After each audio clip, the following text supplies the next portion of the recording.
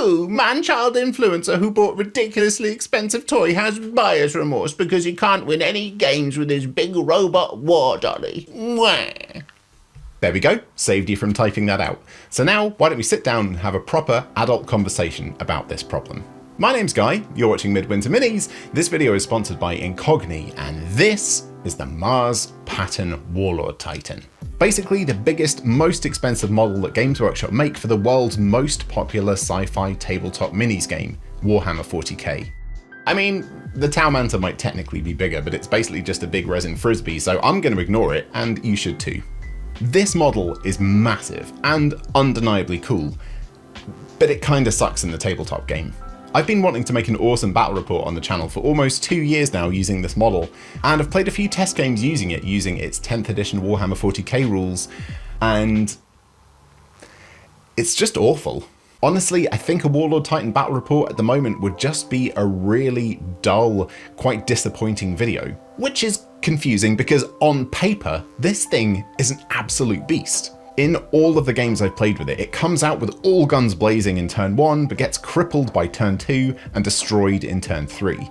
But yeah, who cares, right? This sounds like a me problem. I mean, there's only a couple of thousand Warlord Titans in the world, and there's quite a few model collectors out there that own more than one. So really, this problem only affects, what, a few hundred people? Which is a tiny fraction of all of the Warhammer 40k players out there. Now, you could also argue that this thing isn't really meant to be played in games. It's just a big statement piece, a showcase mini to be seen and not heard, so to speak. And yeah, you're totally right, that is the case currently, but it doesn't have to be. The Warlord Titan could be so much more and really benefit all Warhammer 40k players, and not just those kind of weird nerds that have them squirreled away in their hobby dungeons like me. Right. Get your nerd hat on for just a second, because we're going to do a deep dive into the stats of this thing and see if we can identify where the problem lies. Just a disclaimer, don't worry if you haven't got a clue about how Warhammer works, because that's kind of my thing I describe to beginners. I'll try and explain as I go. So, first things first, movement 10 inches, which means it can move 10 inches across the tabletop in its movement phase. Now, normal infantry can move around 6 inches, some faster stuff can go about 12, so kind of understandable. It is a giant hulking thing, so it has pretty average movement for a vehicle in Warhammer 40k. Toughness, 16.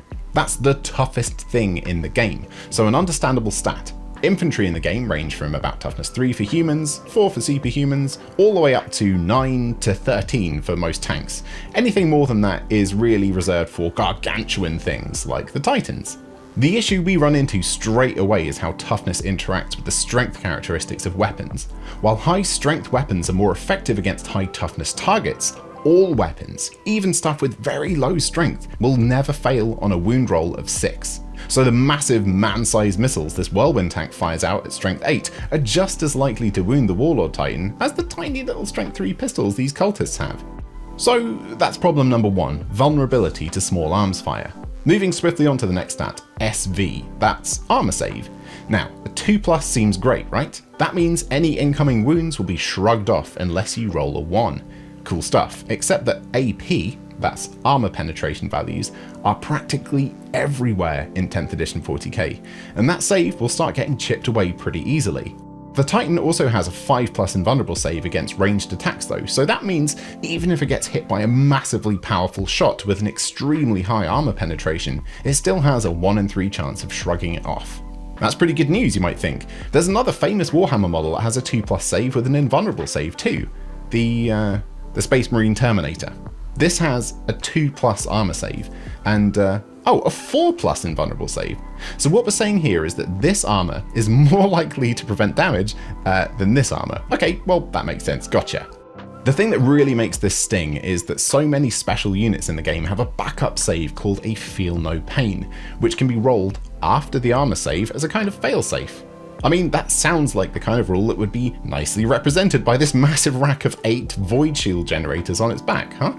In previous editions, the Titan had special void shield rules that meant you'd basically have to bust through all of its shields before the Titan even started to take damage, keeping it stronger for longer. When 10th edition simplified the rules, all that went out the window and just wasn't really replaced by anything, just the bog standard 5+ invulnerable save against ranged attacks that, say, a normal human army leader also has. Good stuff.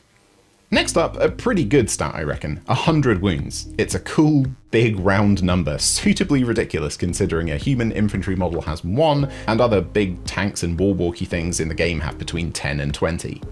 The leadership stat is a bit of a surprise, 6+. So if this loses a substantial amount of wounds or is forced to take a battle shock test through an enemy's special rule, almost 1 in 4 times you're going to fail and not be able to hold any objectives or target the Titan with any stratagems. Now that might sound rare, but it's happened in every game I've played with it so far.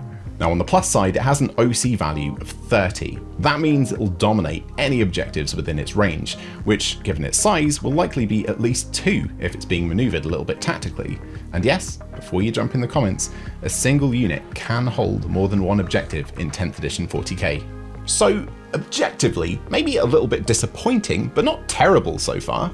But the Warlord Titan's problems really become apparent when we start to look at the weapons that this thing is equipped with. But don't worry, I'm not going to bore you to death by talking about the stats of every single weapon. Suffice it to say that there is something for everyone here, and you can cause a lot of damage if you target the right things with the right weapons. The big problem is, where are the special rules? Greetings, Terran Abhuman. I have interrupted this Midwinter Minis telecast to issue you a security and privacy warning. Data brokers, insidious hoarders, and merchants of personal data are collecting information on you as we speak. Did you impatiently click accept on a website's terms just to make the infuriating pop-up go away? Oh dear, you just agreed to become a product, a compendium of information to be bought and sold. Contact details, political leanings, social status, purchase history, and more, all sold to the highest bidder. Fear not, citizen. Incogni commands the data brokers to purge your records on your behalf, doing the tedious and messy work for you. Goodbye to unsolicited telephone calls in the middle of your workday. Goodbye to targeted ad campaigns specifically designed to make you spend more money. Goodbye to unsolicited email correspondence that you definitely never signed up for. Utilize the hyperlink attached to this transmission to acquire the services of Incogni for 1 Terran year at a 60% discount. Follow the hypertext transfer protocol incogni.com/midwinterminis and use the code midwinterminis at checkout to receive your discount and safeguard your data with Incogni. As a loyal servant of the Emperor, I implore you to do what is required. Whoa, what happened there? As I was saying, the problem is, where are the special rules? Where are the devastating wounds? Where are the lethal hits? Devastating wounds is an amazing ability that some weapons have in 40k that prevents the target from actually using an armor save at all, which is incredibly effective. And lethal hits mean any 6s that are scored in the hit roll automatically bypass the wound roll. They just go straight to the armor save, which again is very effective. Now only 2 of the Warlord Titan's weapons, both optional, have the blast special rule, meaning that they'll be more effective against large squads of infantry models, and only 2 weapons, again both optional, have the sustained hits 1 rule, meaning that all hit rolls on a 6 will score a bonus hit. But that's it. Those are the only special rules these weapons have.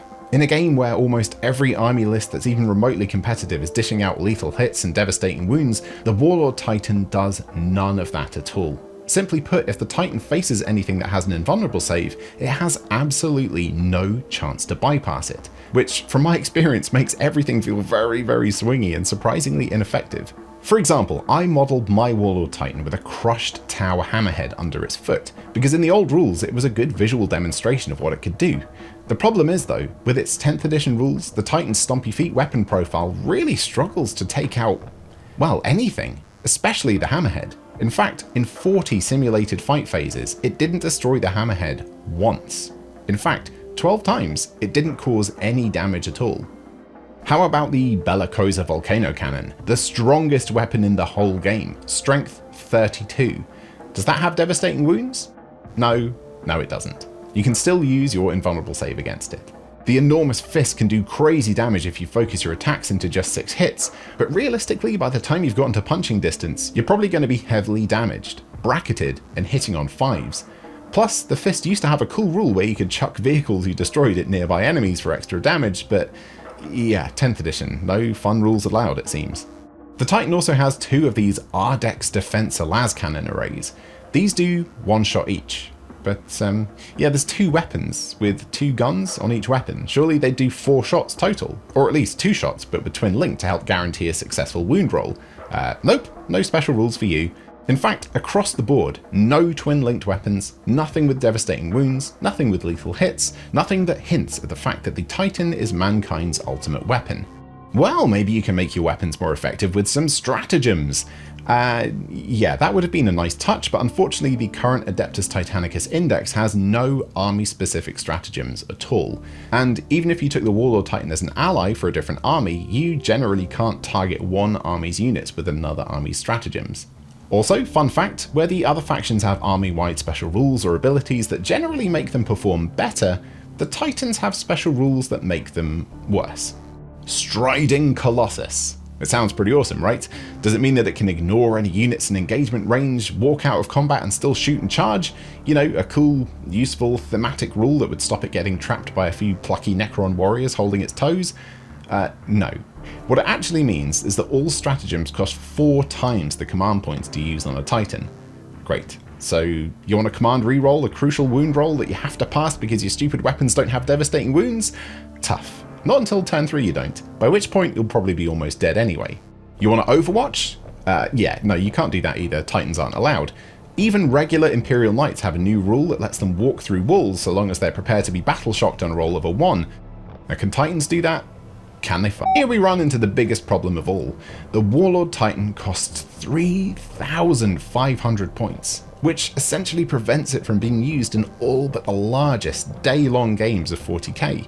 There's a little design note in the Titan's rules that basically say that's the point of them. So the biggest, most expensive and arguably coolest Warhammer model essentially can't be used in games at all. And when you do pluck up the courage to wheel out 8 kilograms of very expensive fragile resin, it gets absolutely annihilated because it has terrible rules. I mean, I'd like to give the rules writers the benefit of the doubt at least. Maybe they wrote the Warlord Titan's rules as a satirical allegory of the Emperor of Mankind, an intimidating boogeyman that actually is pretty useless and never gets wheeled out for fights anymore. Okay, I think I've dunked on this poor thing enough now. Time to turn this video around and tell you the way that I would not only fix the Warlord Titan, but also make Warhammer 40k a cooler game in general. All it takes is 3 words. 2,000 points. That's kind of it. I mean, sure, the rules could be better, and I'm sure any upcoming codex release for them will fix those issues. But in the meantime, let's just find this, scribble it out, and write 2,000 there instead. That way, the half-baked hit-and-miss rules won't really matter so much, because all of a sudden this thing can be used in your normal games of Warhammer 40k. And you might be thinking, yeah, that's going to be really unfair to the people you're playing against. And to that I say, you might seriously be overestimating how good the Titan is, my friend.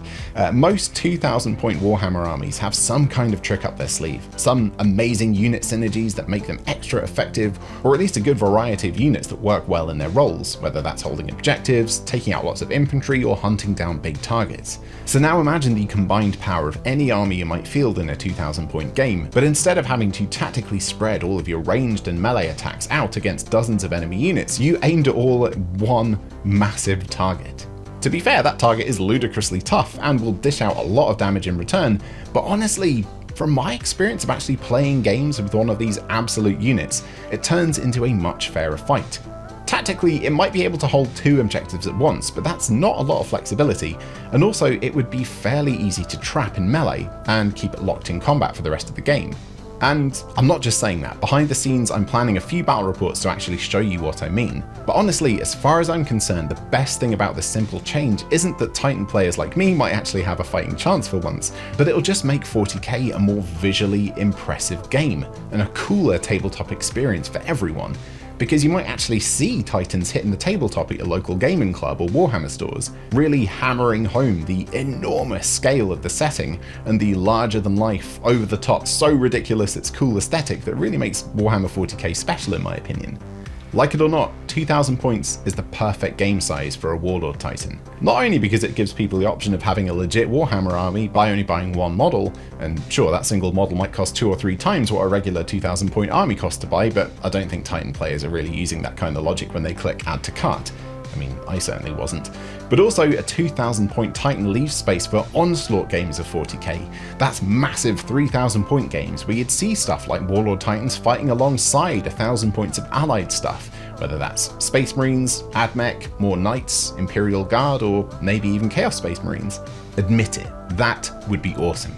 Now, speaking of big models, the epic face-off between the Warlord Titan and my scratch-built Orc Gargant is well overdue, huh? I need to fix this beast up a bit first, give it a bit of TLC and a lick of paint, and obviously update its rules for 10th edition. I'm going to try and figure out how to make it work with the channel's awesome supporters over on our Discord server this month. If you've got some fun ideas and want to join the conversation and get access to the server, simply sign up on Patreon. It's one of the best ways to support the channel, and it means the absolute world to us. New sign-ups also get an on-screen shout-out when they join up, but for this week I think I'm going to need my glamorous assistant. Nessa! Let me know in the comments what you think about my outrageous 2,000 point Warlord Titan idea while I give Nessa some sausage treats from our newest supporters. Okay, this one's from Alexander, the Taskers, David Roth, Jennifer Jensen, Vanschnick01, Ronan the Librarian, Wargamer, Charlie, Nora Ballard Haley, James Mowbray, Mark Furlong, Lee Owens, Victor, NJF, Tim Crisp, and Grzegorz Brzeziszkiewicz. Yeah, that'll do. Thank you so much for watching.